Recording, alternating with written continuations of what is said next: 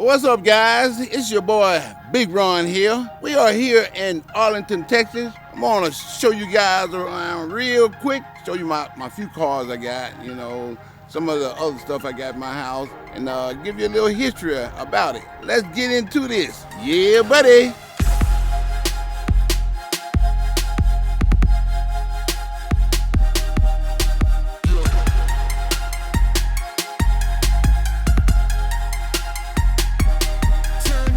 All right, guys, as you can see, we are at the front of my house. I bought this house July 5th, a year ago to the day. So in my other house, I was there for 26 years. So this is a big change for you, boy, but I am truly loving it because as you can see, this front yard here is 5 times bigger than this front yard at my first house. Soon as you pulled in the garage, you were inside my house. And the driveway was probably about 25 feet long. I was in Arlington. This is South Arlington. I didn't go far at all, but like I said, I am truly loving it here. I mean, it's very quiet all the time. I've been here for a whole year, and I've met one neighbor, and that's the guy right across the street. I mean, this is the best solitude I've ever had in my whole entire life. It's almost like me being out here all alone by myself. Yeah, this is nice here. I mean, from where I was staying, I didn't have nothing like this, no driveway to get to the garage. My garage was right in the front of the house. And here, I got to drive all the way back here. And I only had 2 at my last house. This house is twice the size of my last house. My last house was 3,000 square feet. This one here is about right at 6,700 square feet. Wow.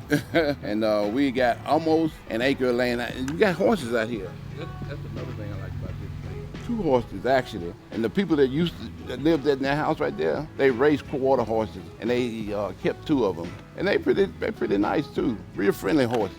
Okay, as you can see, this is my garage. It's a 3-car. My last house, I only had 2 cars. But guess what? I only have 2 cars. And I got a little story about that I'll tell you in a minute. But first, I'm going to introduce my cars to you because they are pretty much self-explanatory. Here you have my car, and it identifies me as 8-time Mr. O. A lot of people know what that means, but then again, a lot of people don't. I one time had a dude pull me over and say, "Hey man, why do you have 8X Mr. Zero on your car?" I'm like, I don't know. Sometimes I consider myself a zero. I really didn't have a good answer for him. My car is white, nice and roomy. I mean, it's the fully loaded Platinum Sport Edition. And the best thing about this car is it's a diesel. And diesels get very, very, very good gas mileage. My last Escalade was a gas, and it got 5 to 6 miles a gallon. This car here gets about 20 miles a gallon. So this is the highway and the vacation car. Next to my car is my wife's car, and it easily identifies her, Mama 6. She borrowed that from my real mom. My real mom had Mama 5 on her.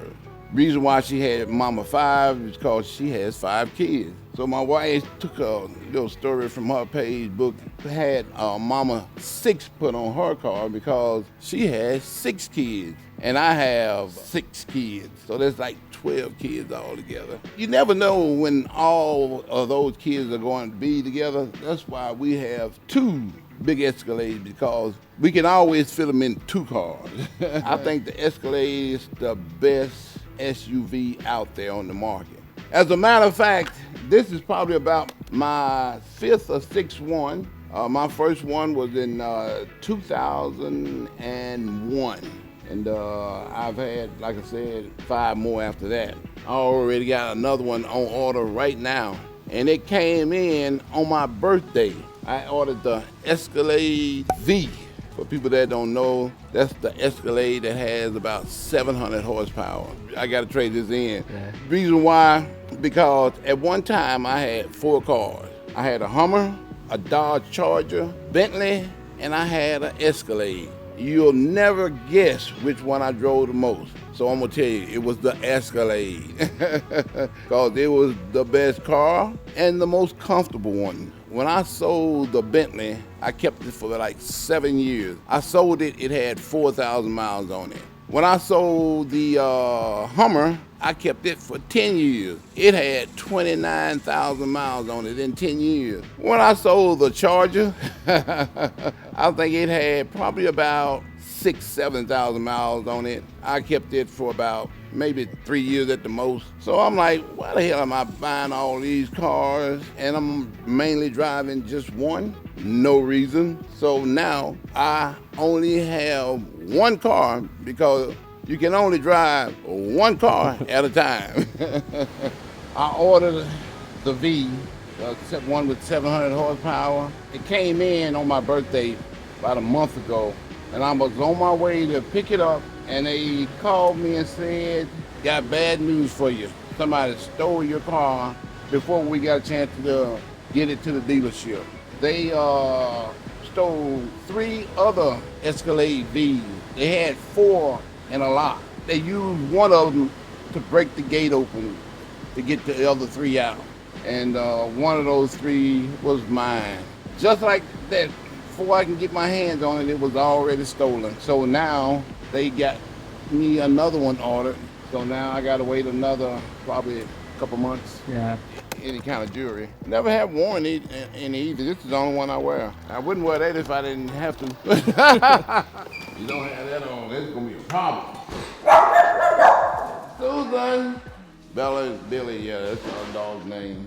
No, I was trying to ask you what kind of dog is Bella? Oh, what kind? King Charles. King Charles Spaniel? Oh, okay. Watch out, Billy.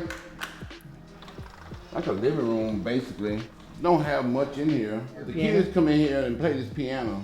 This is that's a grand piano right there. And we need to get them some lessons. Because they are pretty loud on it. And you really can't understand what they're playing.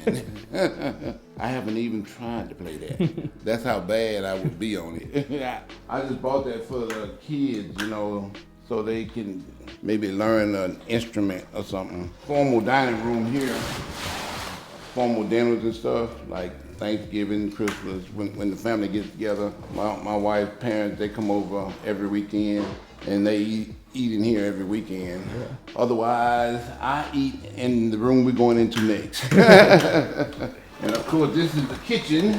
I don't hang out in here, never, because I don't know how to cook. That's like a bar right there. And this is where I eat, right here. I eat every single day, like 3-4 times a day, right here. TV is here, and that's a what, 75-inch TV? Yeah. And also keep the main trophy collection is right here. 8 sandals for the 8 Mr. Olympias I won. But as you can see, there's only 7 up there. And the 8th one, the very first one that I won, is at the office in Florida on display, because we have a lot of people come in town just to see the office, and we do a lot of collaboration videos there. So we have a lot of guys come in and we do workouts there. Like I had Phil there, Phil Heath, 7-time Mr. Olympia there. We did a collab video workout. I had Derek Lunsford there. We did a collab video workout. World's Strongest Man, he was there. We have a special Panada gym there, and Panada has some of the best equipment on earth. I worked out on tons of equipment, but I've never worked out on equipment that's a machine that hits the body like almost like free weights.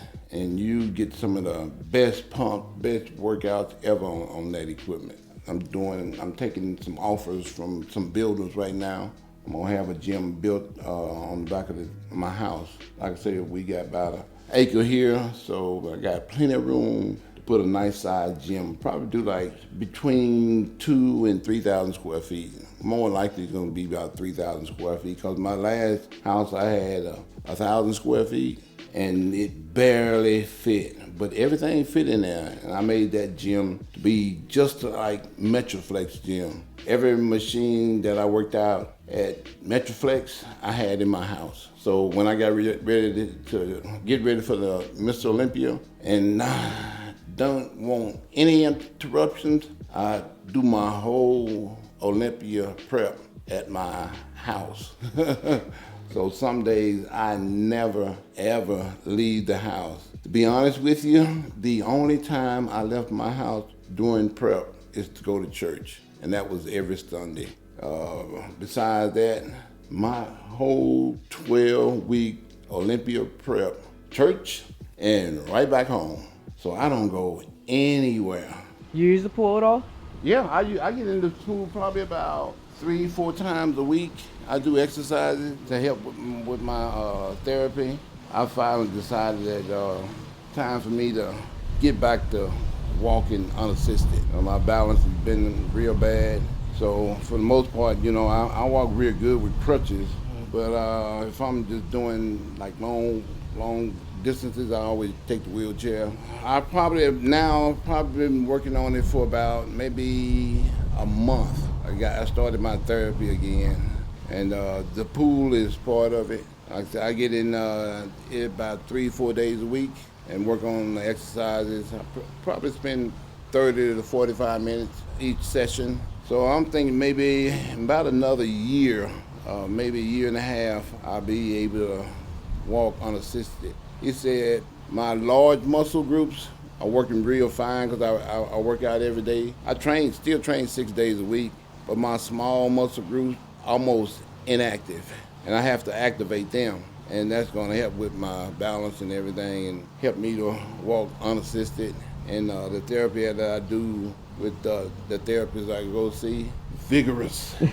I mean, man, I sweat so hard in that place every time I go. It is no joke. I've been doing it a month, and I'm seeing progress already. I'm real determined. Anybody that has won 8 world championships, you gotta have a lot of heart. And I'm pretty determined to do this. And 2015 is when I had my first major back surgery, and I've had 13 since that day. It's been pretty hard, but I've been doing pretty good for the most part. When you've gone through what I've gone through and you have the life I have, you don't have no regrets, and you just enjoy. I've had the best life ever. I think I'm one of the luckiest guys in the world. Like I said, I don't have no regrets whatsoever. There's nothing I would change. People always ask me, if you can go back and do this again, is there anything that you would change? And I always say, no, nothing. Because if I change something, I probably won't win 8 Mr. Olympias in a row. So there's nothing I would change, and there's definitely no regrets whatsoever. I still feel that I'm one of the luckiest guys and one of the most blessed guys in the world. I actually felt like I've been touched by the hand of God personally, because I've heard many occasions, maybe a million occasions, that I'm the greatest bodybuilder ever. And to be the greatest, I think you have to have some kind of special relationship with God, and because my whole life has been guided through God. There's nothing in life that I haven't done that I wanted to do. I always wanted to be a professional football player. That never happened. I never, ever wanted to be a professional bodybuilder. Not a moment in my life did I say, you know what, I'm gonna take up bodybuilding and become Mr. Olympia one day. That never, ever happened. Backup plan was to be a big-time accountant working for one of the big 8 accounting firms. That was my other goal in life, because I graduated college with a degree in accounting, and I graduated at the top of my class. I was like number 8 or 9. That was my backup plan if being a professional football player didn't work out. I learned a valuable lesson from that. Everybody that's born in this world, nobody asked to be born. And we were all put here by God. And God gave everybody in this world a purpose. And that purpose was to make this world a better place for each and every single one of us. Each and every single one of us provides inspiration for one another. You get a lot of inspiration from your family. You get a lot of inspiration from people that acquaintances, and you even get inspiration from people you don't know. And that's speaking from experience, because my main source of inspiration growing up was to make my mom proud. And I think I did a pretty good job of that because when I won my first Mr. Olympia, she quit her job the next day and she never worked a day in her life again. So I consider that to be a major accomplishment in life, major source of inspiration. And of course, all the family support that I've gotten over the years from day one, acquaintances, then you have your friends, get inspiration. And that other big source of inspiration you get is from fans. And I've gotten tons of inspiration from people all around the world. Even to this day, I have people coming up to me telling me that they are alive because of what I've done and what I've achieved. There's no greater feeling than that. When people come to you that you don't know and tell you that this happened yesterday because I was in Philadelphia, Lancaster, signing autographs and taking pictures with fans. And the guy wrote me a 7-page letter telling me how I pretty much saved his life and reason why he's still alive because of me. How he transformed his body from being this 300-pound fat guy to a 160-pound guy that's in great shape. And he's still, working out. And I get that all the time. 2 weeks ago, another guy came to me with the same story. He just didn't have a 7-page letter, though. That's a little bit different. Well, I guess that pretty much concludes this tour of the Ronnie Coleman crib. I want to thank the YoungLA family, all the guys there providing some of the best clothes I've ever worn for sure. I hope you guys enjoyed the tour. Keep supporting YoungLA and Ronnie Coleman Signature Series. Yeah, buddy. Big Ron out.